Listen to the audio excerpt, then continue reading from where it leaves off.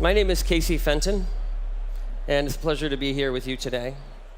And I've been spending a great portion of my life working on trust systems. But I'd like to share a secret. I've come here to share a secret with you all. And that's the secret of how I 3x'd or I tripled the output of my companies time and time again using different systems, using trust and equity. But first, I'd like to ask you a question. Look around. I'm going to ask you to raise your hands. Look around. Look for somebody who looks trustworthy. Now, here's the question. Would you let that person hire you if you knew that that person had a job for you that didn't pay anything and wouldn't give you any equity? How many people here would take a job for 3 years, work really hard, no money, and no equity? Not many people. Nobody, actually, it looks like. Well, what if I sweetened the deal for you? And I said, well, I'll pay you just enough for you can get by. You can have just enough money to live. How many people would take that job? Raise your hands. Oh, you got a couple people here. Good. A few. Now, I'm going to sweeten the deal even more.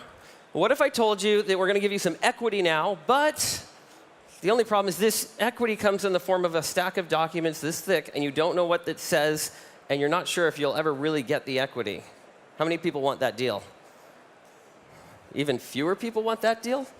Is that possible? I'll get one person over here. All right. Now, what if I told you somebody just to the left or right of that person you were looking at has just now offered you another same job, same terms, except this time the equity, you can see what it is, you know it, you can feel it, and every day you can see it growing in a real-time dashboard. How many people would like a job like that? Maybe would that be more interesting? OK, so some people would definitely like a job like that.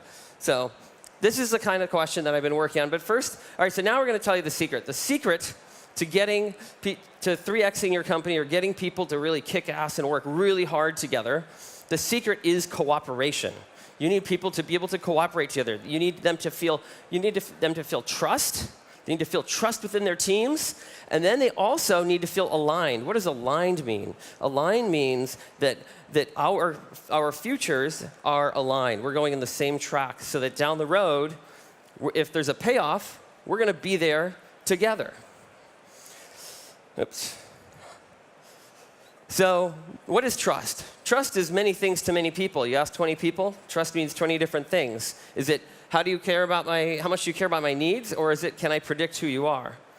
My journey with trust began in a small town in Brownfield, Maine. You can trust people in a small town because you know everybody. But I was a very shy kid, but I wanted to get out and see the world. So one of the first places I went was Egypt in 1997.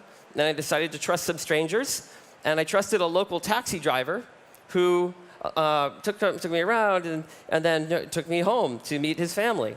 But something interesting was going on in Egypt. There was no one in Egypt. A bunch of tourists had just been murdered, and so the country was empty. And hanging out with the locals and having a good time, and then talk turned to climbing the pyramids. And I thought, that's cool. They said, that can't happen anymore. You don't really do things like that. We talked about it some more. And then he's like, all right, I'm going to make a call. So he calls a friend of his, and he says, all right, so maybe something might be possible, but you got to meet at a dark alley over here at 4 a.m.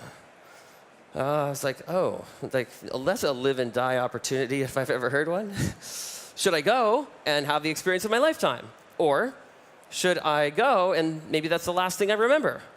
Or should I go or not go and always wonder what it would be? So I went. And it was an incredible experience, climbing all over the pyramids, and a story for another time. But it was amazing how when you trust locals, you know who to trust, amazing things can happen. My next experiment was with Burning Man, back in 1999. And what I learned there was that when people are super cooperators, you can really trust everyone. And it was almost like I had little super cooperation symbols floating over people's heads. And it was just a powerful experience to know what would a website be like if you knew who you could trust. And I started thinking about trust and the value of it. And it turns out that economists have too. And they estimate that about 25% of the world's GDP is locked up in trust and control infrastructure. That means that if you're living here in Scandinavia, as you know, you probably don't need as many lawyers and you don't need as many bars on your windows. But if you're in Brazil, you might need a lot of lawyers and you might need a lot of bars on your windows. So it can drag your country down.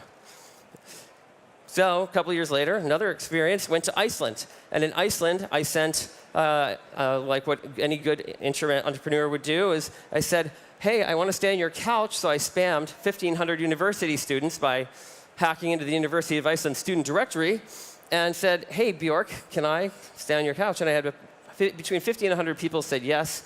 I ended up staying with these they're models. And remember, I'm super shy, so this is way outside of my comfort zone. I'm following them around all weekend long with mind blown, thinking at the end, this was so interesting. I want to travel like this every time. And thus, Couchsurfing was born. That's one of the ways in which it started. And it was getting me outside of my comfort zone and me doing that minimal viable product and just taking a chance and trying. And I basically sent my profile of me, this shy kid from Maine, to some people in the world saying, could I stay with you? And it worked. And so that was really, really powerful moment. And then we started having this other experience that started to show up. And Couchsurfers know this really, really well. It's the experience of transferable trust. Here's Emily. She has 20 positive reviews. She sends a message to someone saying, can I stay with you? And they're not home. They're like, but since you have 20 positive reviews, the keys are in the garden. I'll see you in a couple of days. Have fun. And this happens every day on Couchsurfing, all the time. That's transferable trust. And that is what Couchsurfing is built on. That is the backbone. And it grew and grew and grew, and it was growing 3 times every year, especially in the early years. People are planting flags of Couchsurfing on Mount Everest. And it was the largest social trust experiment of all time, perhaps. People ask me then, they say, well, what does it take to build an organization like this? And I say, well, you really got to have the right culture. You can't have a culture where life sucks. Everybody's just surviving. That's not going to get you there. And you can't have a culture where people are just motivated by self-interest, where it's this feeling of I'm great and you're not. Everybody's gaming for themselves. You need a super cooperation culture where people feel like that everybody's great. We're doing this together. We're all on the same team, and we're sharing information. When you share information, everybody has a complete picture of reality, and you can scale decision-making. You can distribute decision-making. That's the only way you can do it. That's so key.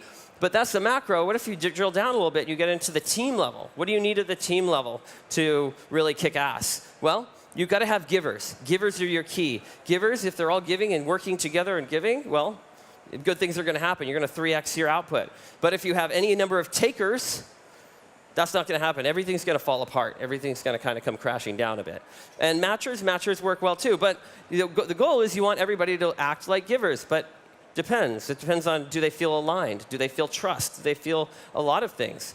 And if they do, then they will. But so you can upgrade people to givers if you have the right system. And I learned the hard way. In Couchsurfing in the early years, we converted from a nonprofit to a for-profit, as some of you may remember. And I said, great, so we're going to get more things done. We can pay people more, and we're going to give people these stock options. But then something weird happened. People stopped, I think they stopped working in the same way. It became more of like this job a little bit to people. And I said, well, what about these stock options? They're creating alignment. We're all going to the same place together. And they look at me blankly saying, what, this thick set of documents that I don't know what it says, I don't know what it does, and I don't know if I'll ever get anything from it? That's not motivating me. And I was like, wow. That was incredible. So I started really learning about alignment. What is alignment? How do you create alignment? How do you inspire people to feel aligned, to want to go somewhere and work on something hard together, to cooperate, to overcome all of the pitfalls that, of course, are going to happen in a startup? And that's when I was like, oh, if you have alignment, it turns people into givers. So I did an experiment. I was working on another company, and we said, well, what if we could give people, and they could see all of their ownership in real time. We made a spreadsheet, and we said, you can see your ownership. You record your hours, and there you go. Now you know exactly how much of the company you own today and tomorrow and the next day. That was pretty cool. People could see it. And they started like, yeah, I believe in it. People worked really hard. People were working so hard for this company. They're aligned. And then that worked so well, we just said, oh, I guess we've got to make this a product thing now, right? We've got to make it a real thing. People kind of want this. So we did, and then now all kinds of other companies have started using it. And then people can see I'll go back one. You can create pools, and you can see how much ownership you have and all that stuff. And then you can see your ownership grow over time, but it's not really about the money. It's about the alignment. It's about feeling like you're respected, you're a part of it. Sure, money may happen, maybe down the road, you never know. But it's about being part of it. And so far, in the last few years, we've had 35 companies in beta and 200 people working on it within the system, and 100,000 hours contributed through the system. And people are seeing for every $1 million they spend in the system, they're seeing $2 million worth of output additional. So it's like you get $2 million extra dollars worth of output because you can use equity. Founders use equity in a way they never had before. You could get people to work purely on equity even. Really powerful. So I want you all to close your eyes for a second. Close your eyes and imagine. Here we are. It's 5 years from now. 5 years, and you're waking up. It's 5 years, and what is it like? What does the world feel like? And we're all out there. We're building our companies, and we can imagine there could be a couple different kinds of companies in the world. Maybe there's a kind of companies that kind of do it traditionally, do it the normal way, and they kind of have the benefit of being normal and traditional. But then it's just like a job for most people working in those companies. But there could be another kind of company, another kind of way. And maybe that kind of company is more transparent, has a lot more trust. And people don't look at it just like a job. They look at it as something, they see the alignment. They feel that they are part of this thing. They have ownership. One of these models, I think, will outpace the other model in these 5 years. So wake up. Here we are. We're at Slush. Yay. And we're not there yet. We still have 5 years to do these things. So, the choice is ours. We can choose wisely. Thank you.